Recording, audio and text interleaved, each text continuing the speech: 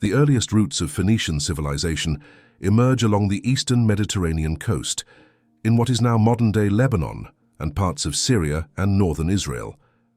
These early settlements were part of the broader Canaanite cultural sphere and began to coalesce into small independent city-states. Their location, between mountain ranges and the sea, encouraged maritime activity from the start. The city of Byblos rises as a key center of trade and culture. It becomes especially famous for exporting cedar wood to Egypt, which used it for temple construction, shipbuilding, and tombs. In return, the Phoenicians imported papyrus, gold, linen, and other luxury goods. The city's name, Byblos, would later be the root for the Greek word biblion, meaning book. Contacts between Byblos and Old Kingdom Egypt are well established. Archaeological findings show inscriptions in Egyptian hieroglyphs and the presence of Egyptian artifacts in Phoenician tombs, illustrating a deep and long-standing relationship. These interactions significantly shaped the cultural and religious life of the Phoenicians. The Phoenician coast continues to develop multiple fortified city-states, including Sidon and Tyre, alongside Byblos. Each of these cities was politically independent, ruled by its own king, but they shared a similar language, religion, and commercial orientation. Maritime technology continues to improve, and trade networks reach Cyprus, and possibly as far as Crete. Phoenician seafarers become known for their advanced shipbuilding and navigational skills. Their vessels are some of the most sophisticated in the ancient world, with curved hulls and oars for maneuverability. These ships enable them to extend their trading routes and begin shaping the Mediterranean into their commercial domain.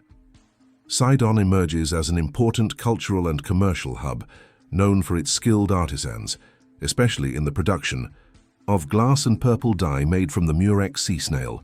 This dye, extremely rare and expensive, becomes a symbol of royalty and wealth across the ancient world. The Phoenicians begin to establish trade routes that connect them to Anatolia, Mesopotamia, Egypt, and the Aegean. They trade goods like timber, glass, pottery, textiles, and metalwork, while importing grain, gold, and luxury goods. Their cities flourish due to this growing international trade. The Amarna letters, a collection of diplomatic correspondence from Egypt, mention Phoenician cities like Byblos and Tyre. These texts provide clear evidence that Phoenician rulers were key players in regional politics and maintained direct relations with major powers like Egypt. The city of Tyre begins to grow in importance and starts to rival Sidon and Byblos. It is built partly on the mainland and partly on an offshore island, which gives it a natural defense and maritime advantage. Tyre's rise signals a shift in the political and economic center of the Phoenician world. The late Bronze Age collapse devastates many civilizations in the eastern Mediterranean, including the Hittites and Mycenaeans. However, the Phoenician cities survive the turmoil and even benefit from it. With fewer rivals on the seas, they expand their maritime trade and lay the groundwork for the next great phase of Phoenician expansion and colonization.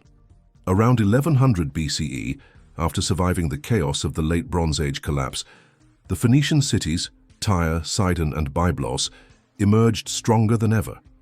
While other empires crumbled, the Phoenicians turned crisis into opportunity. Their mastery of the sea became their lifeline. With rivals like the Mycenaeans and Hittites weakened or gone, the Mediterranean was wide open. The Phoenicians seized the moment, setting out on bold maritime adventures that would define their legacy. They built fast, agile ships, perfect for long-distance trade and coastal navigation. Their expertise in shipbuilding and celestial navigation made them the most skilled sailors of their time. Setting sail from ports like Tyre and Sidon, they reached as far west as the shores of Spain and Morocco and south to North Africa. The Mediterranean was no longer a boundary. It was their highway. Somewhere around this period, around 814 BCE, they founded one of the most famous cities in ancient history, Carthage.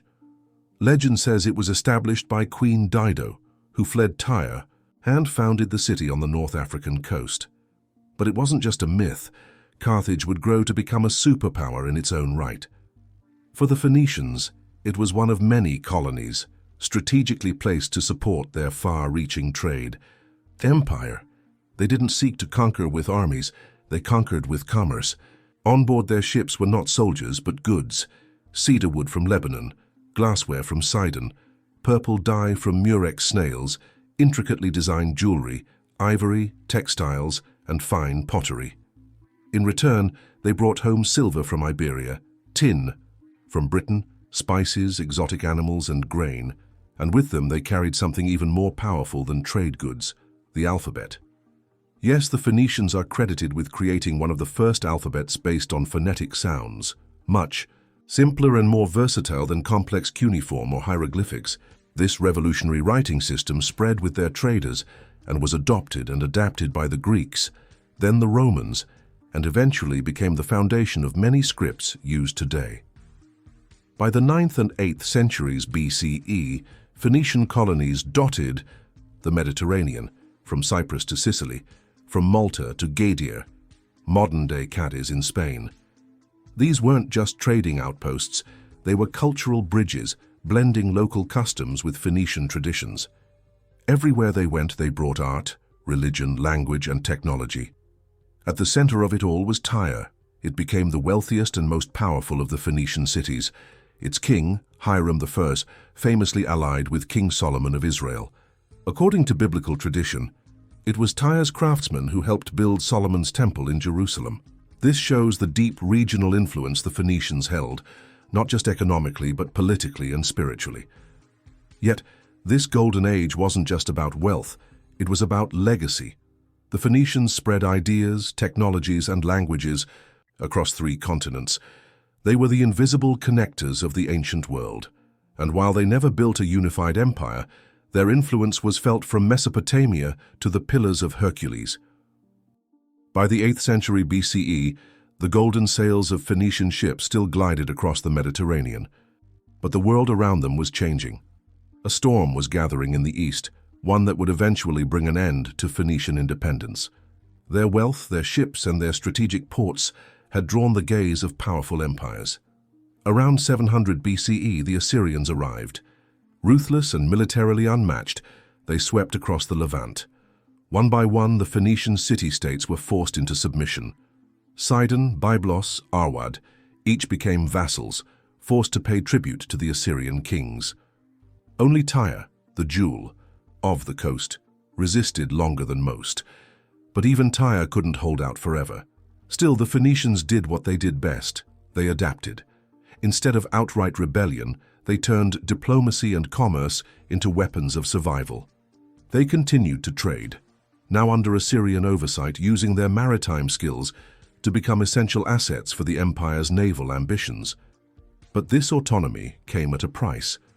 Their political power was shrinking, even as their ships continued to dominate the seas. By the 6th century BCE, the Babylonian Empire rose to replace Assyria. In 586 BCE, King Nebuchadnezzar II laid siege to Tyre, a city half on land, half on a fortified island. The siege lasted for an astonishing 13 years. 13 years. And yet, Tyre did not fall through brute force. It surrendered through exhaustion and negotiation. Even in defeat, the Phoenicians managed to preserve their city. But the writing was on the wall. Their independence was fading into memory. When the Persians conquered Babylon in 539 BCE, the Phoenician cities became part of a new empire. But unlike the Assyrians and Babylonians, the Persians recognized the value of the Phoenicians not as vassals, but as allies. Persian kings, especially Darius and Xerxes, relied on Phoenician fleets for their wars against the Greeks. Tyre, Sidon, and Arwad provided ships, sailors, and navigators. Once again, the Phoenicians proved indispensable, but they were no longer free. Then came Alexander the Great. In 332 BCE, during his conquest of the Persian Empire, he demanded the submission of Tyre. The Tyrians refused. What followed was one of the most brutal sieges in ancient history. Tyre's island fortress gave it confidence, but Alexander did something unthinkable. He built a land bridge stretching nearly a kilometer through the sea to reach the island. After 7 months, the city fell. Thousands were killed or enslaved. Tyre's independence was shattered forever. From this point on, The Phoenician cities were under Greek control, first under the Macedonians, then the Seleucid Empire.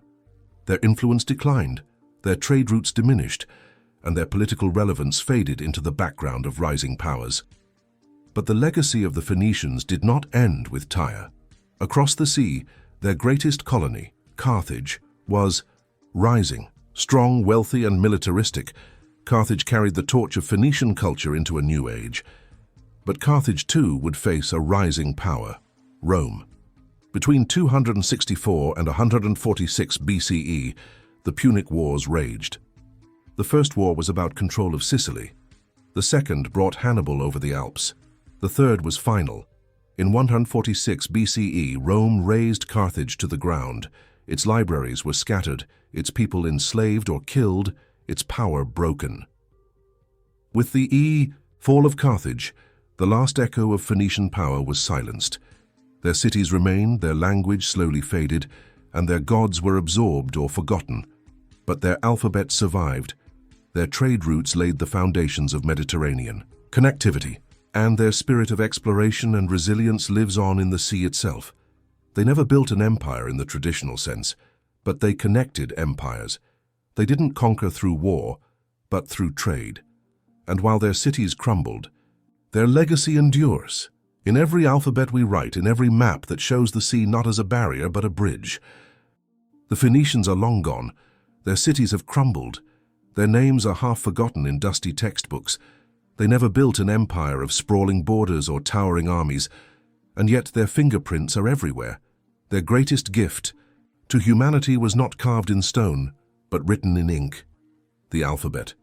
A system so simple, so powerful, that it changed how the world communicated forever.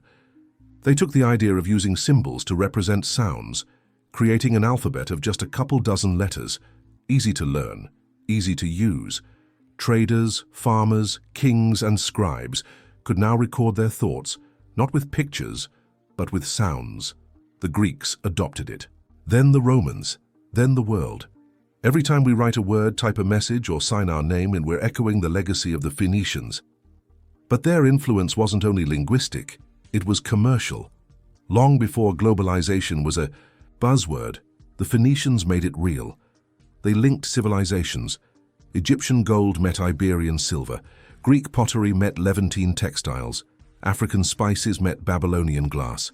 Their ships were the arteries of ancient trade, pumping culture and commerce across the Mediterranean.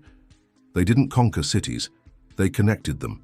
They spread ideas, religions, myths, inventions.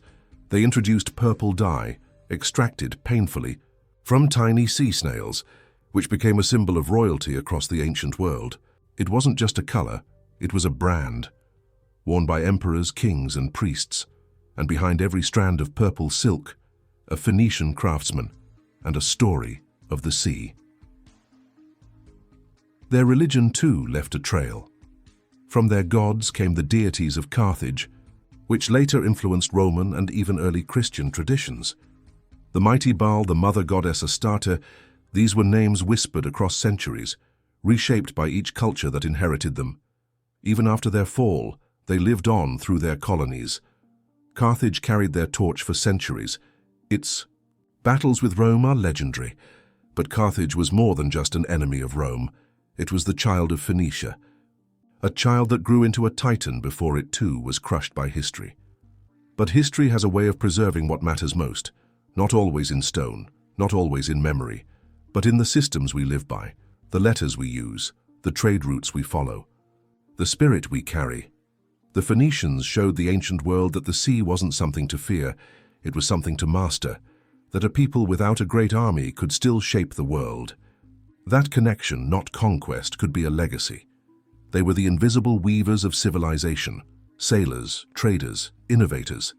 And though their names have faded, their legacy endures every time we speak, every time we write, and every time we look to the horizon and imagine what lies beyond.